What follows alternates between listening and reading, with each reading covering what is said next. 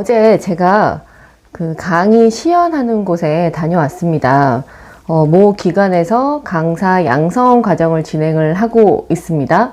그래서 최종 강사를 실기평가를 통해서 채용하기 전 단계로 강의를 한 15분 정도 시간을 주고 시연을 해서 이제 피드백을 하는 과정에 제가 가서 그 피드백을 하는 것을 하고 왔는데요. 그것을 보고 강사가 갖춰야 될 3가지 요소에 대해서 오늘 같이 함께 하고자 합니다. 강사가 되고 싶으신 분은 꼭 귀 기울여서 끝까지 함께 해주시기를 바랄게요.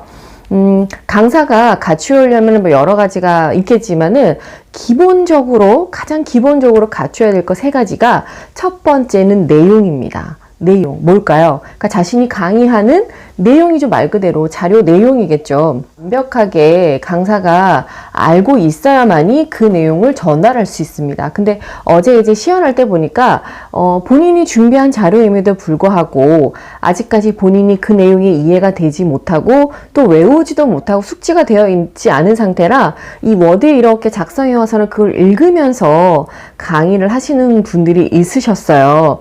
자, 그렇다면 우리가 교육생의 입장에서 그렇게 대본을 보면서 강의를 하고 있다면 그 사람을 전문가로 우리는 볼 수 있을까요? 뭔가 아직까지 좀 자기가 이해가 되지 않고 다 그 내용에 대해서 모르는 사람이다 라고 생각을 할 수밖에 없을 거예요. 교육생의 입장에서는. 그쵸? 그래서 일단은 내용에 대해서 전문가이면서 그 내용을 강사가 모두 숙지를 하고 있어야 됩니다. PPT에는 핵심적인 어떤 단어나 내용을 딱 띄워놓고 그 내용을 보면서 어떻게 될까요? 그 PT 내용을 강사가 보고 읽는 것이 아니라 강사는 그 내용을 청중을 보면서 교육생을 보면서 본인이 알고 있는 지식과 정보를 전달을 줄줄줄줄 이렇게 잘 할 수 있으셔야 된다는 거죠. 그래서 첫 번째, 내용의 전문가이면서 그 내용을 본인이 숙지를 하고 계셔야 돼요. 어제 같은 경우에 조금 아쉬웠던 건 또 뭐냐면 그 출처를 밝히셨어요. 그러니까 내용을 어디 가져온 거 당연히 하셔야 되는 겁니다. 우리 저작권법에 위배되면 안 되기 때문에 자료를 가져오신 건 좋았는데 출처가 몇 년도 거였냐면 2011년도 자료를 가져오셔서 이제 강의 내용으로 쓰고 계셨어요. 근데 지금 2020년입니다. 그죠? 약 10년 전에 자료를 가져와서 쓰고 있었다라는 거죠. 그걸 강의로 하고 있었다라는 거죠. 한마디로 상당히 올드한 자료이자 올드한 강의 내용이 되는 겁니다. 최신 업그레이드가 되어 있는 것을 최대한 강사들이 자료를 수집을 해서 그것을 해서 전달하실 수 있으셔야 돼요. 강의 듣다가 좀 이해가 되지 않는다? 아니면 저게 맞나 싶을 때 교육생들이 어떻게 하는지 아십니까? 바로 폰으로 검색을 합니다. 뭐 네이버나 이렇게 검색할 수 있는 사이트에 들어가서 검색을 하는데 강사가 내용을 잘못 전달하게 되면 어떻게 되는 줄 알까요? 바로 그걸 읽고 얘기를 하죠. 뭐뭐에 의하면 이렇다고 나와 있는데 그 정보가 내용이 잘못된 거 아닌가요? 라고 교육생이 바로 그 자리에서 얘기할 수도 있어요. 만약에 그런 상황이 생긴다면 어떻습니까? 강사로서 완전히 신뢰도가 떨어지는 순간입니다. 그죠? 그래서 강사는 정확한 자료와 정확한 정보와 지식을 가지고서 교육생들에게 내용을 전달할 수 있는 내용 전문가가 첫 번째로 갖추어지셔야 될 요소 중에 하나이고요. 두 번째는 뭐냐면요. 두 번째는 기술입니다. 기술은 뭐냐?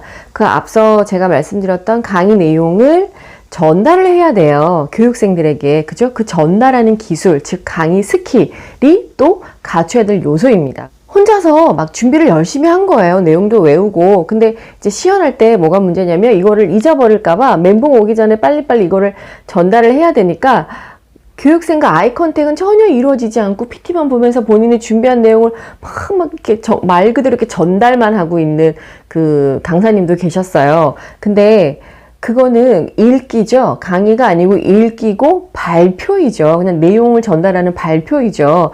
강의는 그렇게 하시면 안 되고 어떠한 기법을 쓸 건지 일단 고민을 좀 해보세요. 본인이 전달하시고자 하는 내용, 컨텐츠가 있겠죠. 그 컨텐츠는 특성상 이거는 사람들이 서로가 토론을 해야 된다. 아니면 이거는 실습을 해야 된다. 뭔가 어떤 기법이 필요한 게 있을 거예요. 그것을 강의 기술로, 그러니까 강의 스킬로 이렇게 도입을 시키셔서 최대한 청중들이, 교육생들이 그 강의 내용을 접하면서 그런 기법들이 이렇게 같이 더해지면서 쉽게 이해하고 받아들일 수 있게끔 하는 게 강사가 또 해야 될 역할 중에 하나인 겁니다. 근데 혼자서 줄줄줄 읽어버리거나 아니면 너무 PT에 강사가 의존만 하고 있게 되면 기술이 떨어지겠죠. 그래서 교육생과 소통을 하실 줄 아셔야 돼요. 소통을 하면서 그들이 얼마만큼 이해가 되었고 아니면 그들이 정말로 궁금해하는 것은 무엇인지 라는 것을 소통을 통해서 강사가 교육생들의 어느 정도의 니즈와 어느 정도의 이해도를 갖추고 있고 궁금해하는지를 알아내실 수가 있으셔야 또 거기에 맞게끔 또 강의를 해주실 수가 있으신 겁니다. 강의를 들으면서 흥미가 없으면 교육에 집중하기가 사실 어렵습니다. 그죠? 이론에 의하면 성인학습자는 강의에 집중할 수 있는 시간이 20분 정도 됩니다. 자, 그렇다면 아동, 청소년들은 훨씬 더 짧은 시간이 되겠죠. 그러니까 산만하고 집중하기가 어려울 거예요. 자, 그렇다면 먼저 아동이나 청소년들은 어떨까요? 더 잘 집중할 수 있게끔 강사가 내용을 전달함에 있어서 집중할 수 있고 흥미를 가질 수 있는 집중거리 요소들, 강의 기술들을 최대한 많이 잘 이렇게 중간중간에 적용해서 도입을 시켜야 합니다. 그죠? 성인학습자도 마찬가지일 거고요.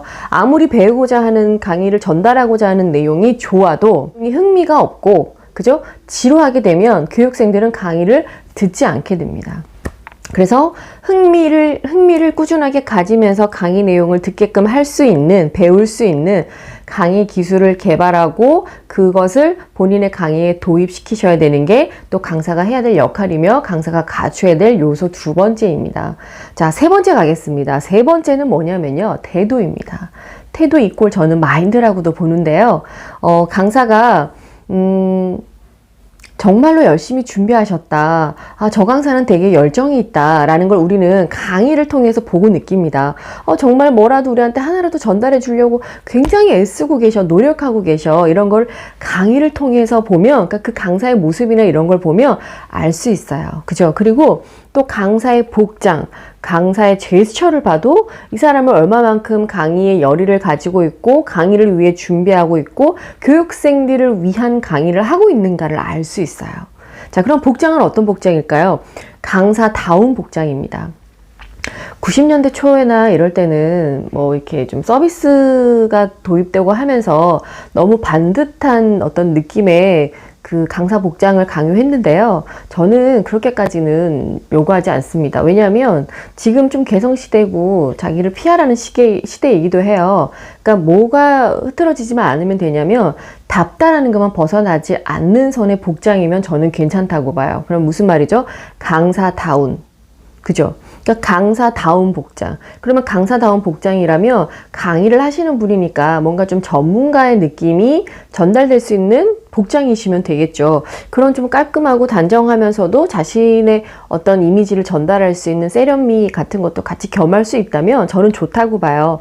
그래서 그러니까 자신이 편안할 수 있는 강사만 편안한 복장은 상대가 봤을 땐 불편할 수 있습니다. 그리고 그 상황에 맞추어서 조금 개성을 어필하면서 그런 복장을 갖추시고 또 제스처도 어떨까요?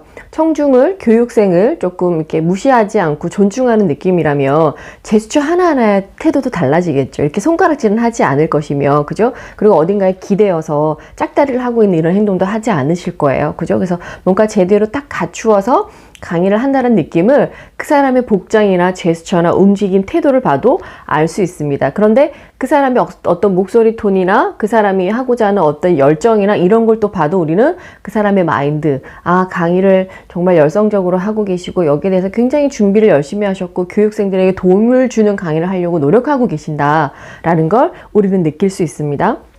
그래서 강사가 갖춰야 될 세 번째 요소는 바로 뭐다? 태도, 이꼴 마인드라는 거. 교육생들에게 이 내용을 어떻게 좀 잘 전달할까? 이들에게 이 강의가 어떻게 하면 좀 더 도움이 될 수 있을까? 라는 고민을 강사가 하게 되면, 그런 태도와 마인드를 가지게 되면 첫 번째 다루었던 내용, 계속 퀄리티가 높아져요. 계속 업그레이드 하게 되겠죠. 그죠? 그리고 당연히 기술을 개발하게 되겠죠. 더 잘 전달시키게 하기 위해서. 그죠? 그러니까 이 세 가지를 갖추시게 되면 어느 장소를 가셔서 강의를 하셔도 참 강사로서 강의 잘하시고 좋다라는 그런 인정을 받으실 수 있는 강사가 되실 거예요. 제가 어제 갔다 왔던 곳은 시연이고, 사실 그분들이 이제 조만간에 최종 실기평가를 받고 있는 것으로 알고 있는데, 이렇게 좀, 제가 이 내용을 좀 알려드리고 싶었어요. 해서 이왕이면, 실기평가를 잘 치셔서 자기가 원하는 꿈을 강사로 이렇게 채용이 되어서 자신이 원하는 꿈을 이루시면 좋은 거니까, 꼭 이 영상을 보실 수 있었으면 좋겠네요. 그리고 그분들 뿐만 아니라 강의를 준비하고 계시는 강사가 되고 싶어 하시고 아니면 새내기 강사로서 활동을 하고 계시는 분이시라면 오늘 제가 알려드렸던 이 세 가지를 자신의 강의와 자신에게 이렇게 한번 싹 이렇게 도입을 시켜보세요. 해서, 내가 하고 있는 나의 강의 수준은, 강의 내용의 수준은 어느 정도인지, 나는 그 어느 정도의 전문성을 갖추고 있는 강사인지, 그리고 그 내용을 교육생들에게 잘 전달하기 위해서 나만의 강의 기술법은 어떤 것들이 있는지,